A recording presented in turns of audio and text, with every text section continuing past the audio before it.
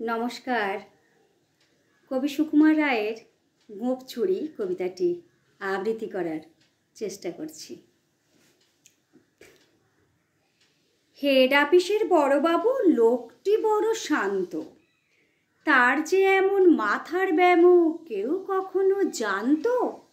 দিব্যি ছিলেন খোশ মেজাজে চেয়ারখানে চেপে, একলা বসে ঝিমঝিমিয়ে হঠাৎ গেলেন ক্ষেপে।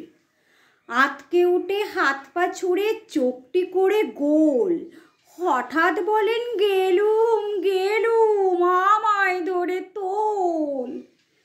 তাই শুনে কেউ বদ্যি ডাকে, কেউ বা হাঁকে পুলিশ, কেউ বা বলে কামড়ে দেবে সাবধানেতে পুলিশ।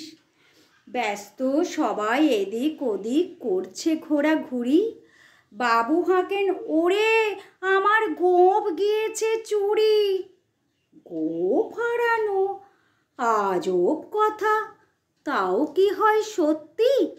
গোঁফ জোড়া তো তেমনি আছে, কমেনি এক রত্তি। সবাই তারে বুঝিয়ে বলে সামনে ধরে আয়না, মোটেও গোঁফ হয়নি চুরি, কখনো তা হয় না।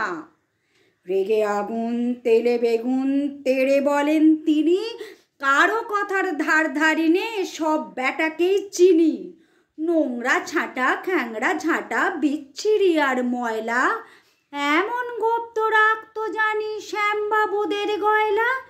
এ গোঁফ যদি আমার বলিস করবো তোদের জবাই, এই না বলে জরিমানা করলেন তিনি সবাই। ভীষণ রেগে বিষমকে দিলেন লিখে খাতায়, কাউকে বেশি লাই দিতে নেই, সবাই চড়ে মাথায়। আপিসের এই বাঁদরগুলো মাথায় খালি গোবর, গোঁফ জোড়া যে কোথায় গেল কেউ রাখে না খবর। ইচ্ছে করে এই বেটাদের গোঁফ ধরে খুব নাচি, মুখ্যগুলোর মুন্ডু ধরে কোদাল দিয়ে চাঁচি।